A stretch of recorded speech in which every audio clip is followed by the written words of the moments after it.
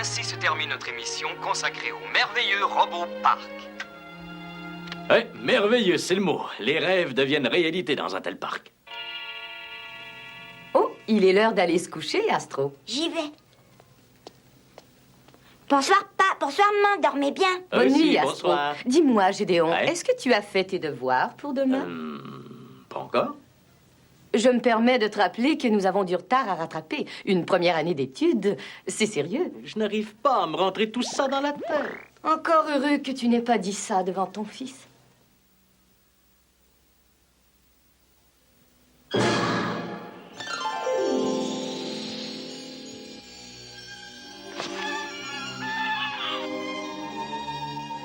Qu'est-ce que j'ai fait de mon livre d'arithmétique? Je viens de voir quelque chose de bizarre. Tu n'es pas couché, toi?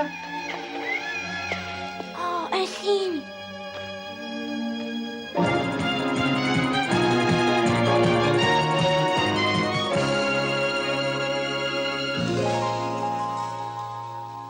Je ne vois qu'une solution, appeler un vétérinaire.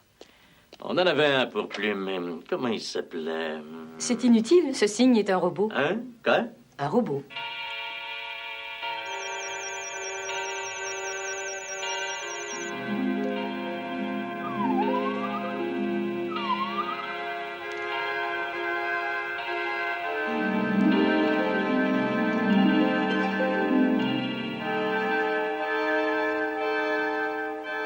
Oh, c'est incroyable. Qui êtes-vous? Moi, c'est Astro. Et vous, mademoiselle? Je suis la princesse Ondine. J'espère que vous ne me dénoncerez pas. J'ai réussi à m'enfuir du parc des robots. Comment? Pourquoi vous êtes-vous enfui? Je comprends pas. Parce que j'étais très malheureuse là-bas.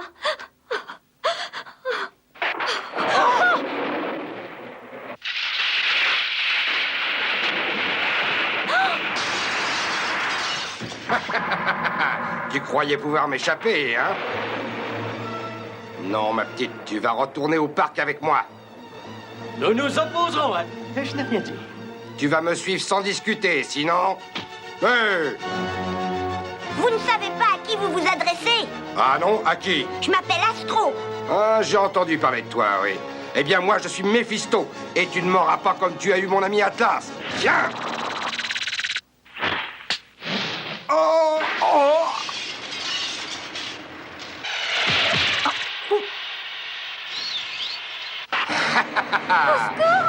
J'espère que ça te servira de leçon.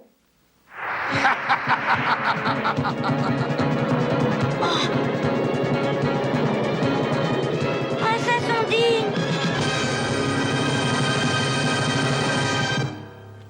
Dis-moi, tu n'aurais pas rêvé de toute cette histoire? Vous savez bien que les robots ne rêvent pas.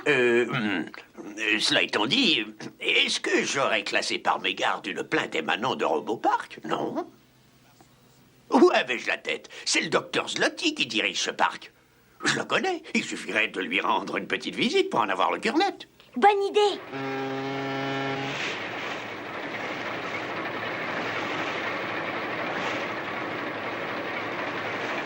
Tu vois la petite île là-bas, c'est là que se trouve Robopark. Au fait, je n'ai pas eu le temps de te dire que j'ai eu le docteur Zloty comme collègue à l'Institut de cybernétique. Cependant, il a démissionné subitement il y a une vingtaine d'années, sans raison apparente.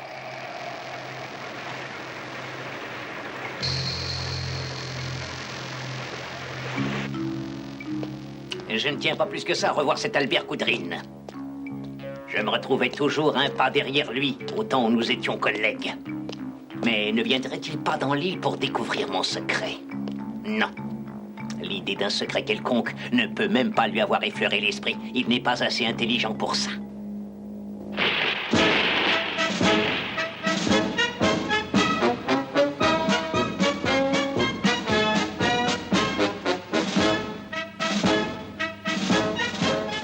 Magnifique! Il y a de quoi faire rêver les enfants de 3 à 77 ans. Bonjour, professeur Coudrine, bienvenue sur l'île. Je suis ravi de vous revoir, mon cher ami.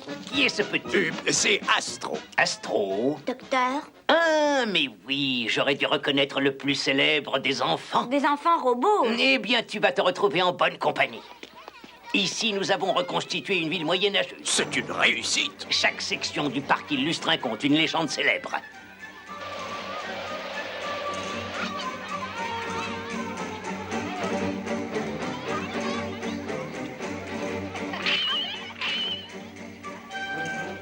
Les gens ne s'abandonnent plus au fantastique, et c'est bien dommage. Tout cela a dû coûter une fortune. J'ai investi tout ce que j'avais pour sauver un patrimoine exceptionnel. Oh, miroir, dis-moi qui est la plus belle.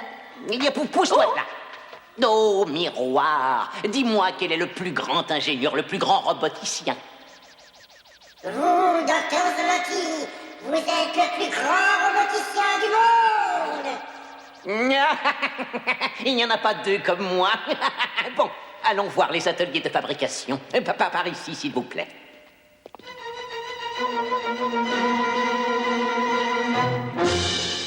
Ce sont mes personnages monstrueux en cours de fabrication. Et là-bas, je t'ai demandé des personnages monstrueux qui fassent peur, pas des petits anges. Là, c'est beaucoup mieux. Il ne faut pas faire ça. Les pauvres vont souffrir de leur laideur. Astro a parfaitement raison, Docteur Zloty. Les robots ne sont pas des jouets dont on a le droit de faire ce qu'on veut. Qu'est-ce que vous dites? M'accuseriez-vous de considérer ces robots comme des jouets? Pour qui me prenez-vous, professeur Kudrin? La meilleure preuve. Est-ce que tu es mécontent de ton sort? Non, vous nous avez assigné une tâche, docteur, et nous sommes heureux de l'accomplir. Vous êtes convaincu maintenant? Mais laissons cela, la visite continue. Vous faites votre travail, d'accord, mais est-ce que ça vous plaît d'être aussi laid? Allez, vas-y, réponds-moi franchement. Si vous avez quelque chose à dire, dites-le.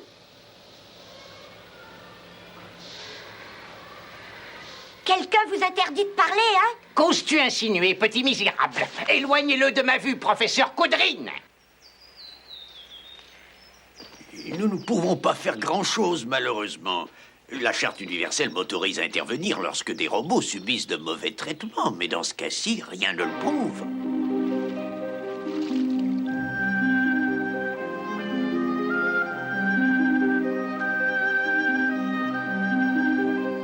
J'ai rarement vu un signe aussi majestueux. Oh, c'est la princesse Ondine.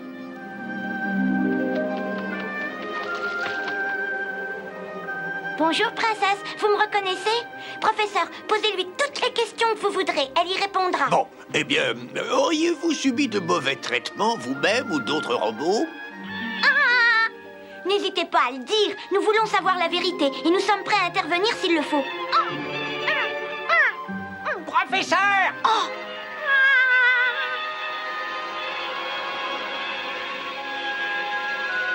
C'est vous qui importunez mes robots avec vos questions insidieuses. Vous avez 5 minutes pour quitter les lieux, sinon j'appelle la police.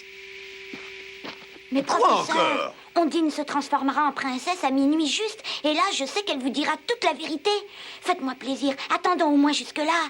Il me semblait vous avoir demandé de quitter les lieux. Mais maintenant, ce n'est plus une demande, c'est un ordre. Je n'ai d'ordre à recevoir de personne. Je m'en vais parce que je le veux bien. Allez, viens, Astro. S'il n'en tenait qu'à moi, je vous jure. Professeur Kudrin, ne partez pas, ne partez pas. Je suis le prince Siegfried, et je n'ai pas peur de vous dire qu'il se passe des choses véritablement épouvantables au parc des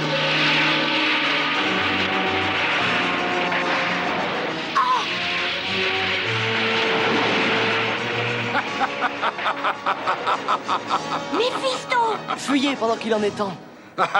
Personne ne peut m'échapper. Oserais-tu t'attaquer à moi?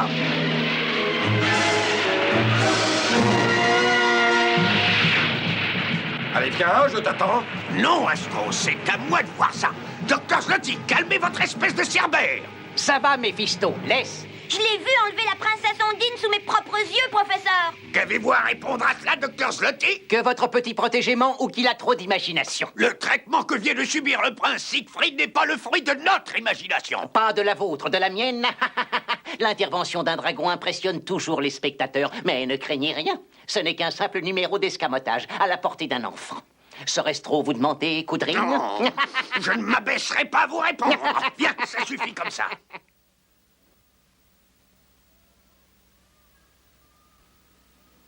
Au secours, Astro! Au secours! Astro! Ondine? Bon, j'y vais.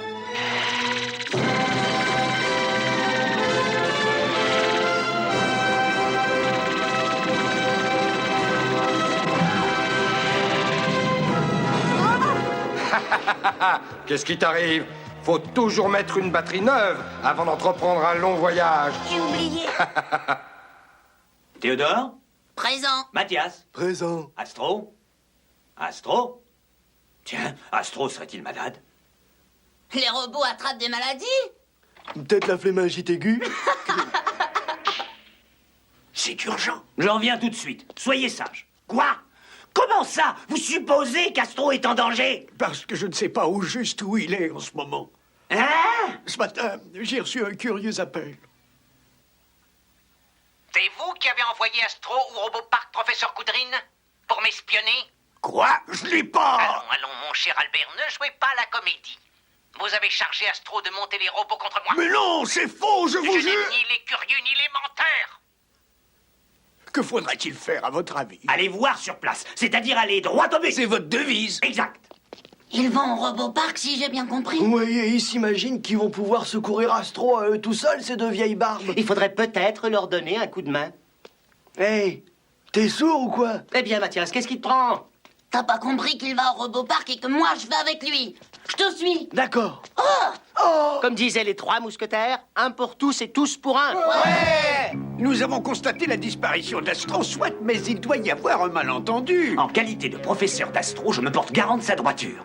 Vous auriez pu lui apprendre à ne pas violer les lois si vous connaissez votre métier. J'ai l'honneur et le plaisir de vous faire savoir que j'ai 40 ans de métier. Et c'est pas vous qui me donnerez des leçons! Des leçons de maîtrise de soi, certainement. Espèce de vieux! J'ai accepté de vous recevoir pour discuter, pas pour entendre hurler. Mon ami Amédée est quelque peu spontané, je sais, mais il va se calmer. Je le lui conseille, parce que vous semblez oublier que je vous tiens à ma merci, Caudrine. Primo, vous êtes le haut commissaire aux sciences et techniques. Et secondo, vous êtes subrogé tuteur d'Astro. Exact. Or, ce petit sot a transgressé la loi en violant mon domicile et vous tombez sous le coup de l'article 236 du Code de procédure, inclus dans la charte des robots. Et je cite, « Le subrogé tuteur d'un robot est responsable des faits et gestes de son pupille et passible des mêmes condamnations. » On arrive, tous en tenue.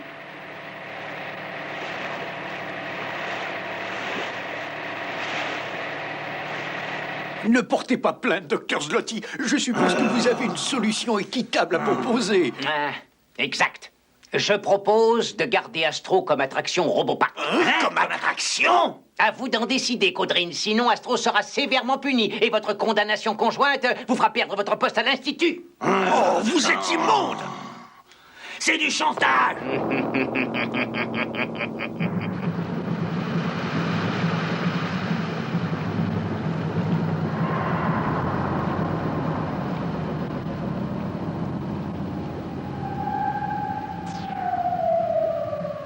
Il y a une entrée là-bas.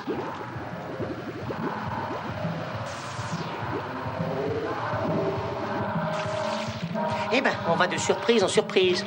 Pourquoi ont-ils caché un sous-marin sous leur île? C'est ce que je me demandais.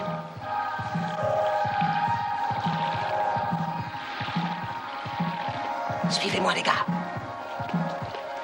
Oh, ouvrez-moi. Je veux sortir d'ici. Tu vas te taire, oui? Tu sortiras quand le patron l'aura décidé. Il y a un prisonnier là-dedans. Astro? C'était pas sa voix, mais... Viens. Je veux voir la princesse Ondine. Vous entendez? C'est toi! Qui va là? Hein? Salut. Hé! Halt!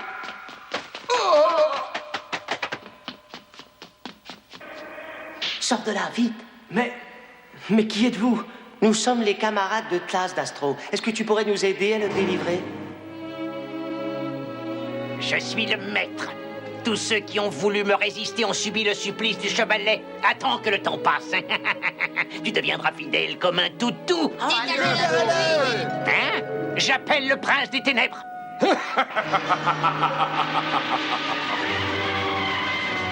Méphisto, je t'ordonne de régler le cas de tous ces chenapans. Mais avec le plus grand plaisir, docteur Zloty. Allons-y tout de suite. En avant. Courons délivrer Astro. Voilà que ces idiots de robots s'en mêlent. Occupe-toi.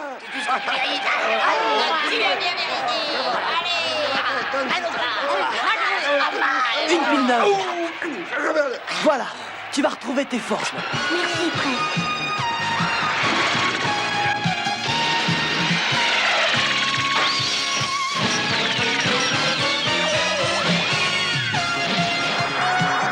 Bon, ça suffit.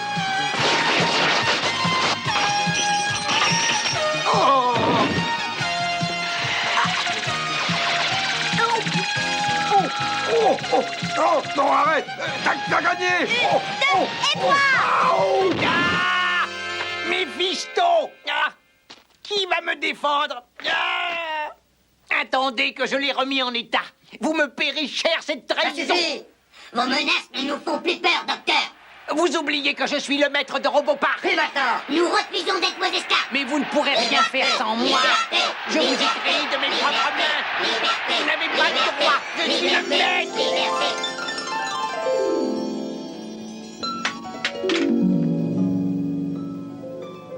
Le docteur Zloty a fini par reconnaître que nous avions les mêmes droits que les êtres humains. Nous serions heureux de te voir au nouveau Robopark avec tes parents et tes amis. Amitié, Prince Siegfried et Princesse Ondine. Post-scriptum, Méphisto t'adresse toutes ses excuses.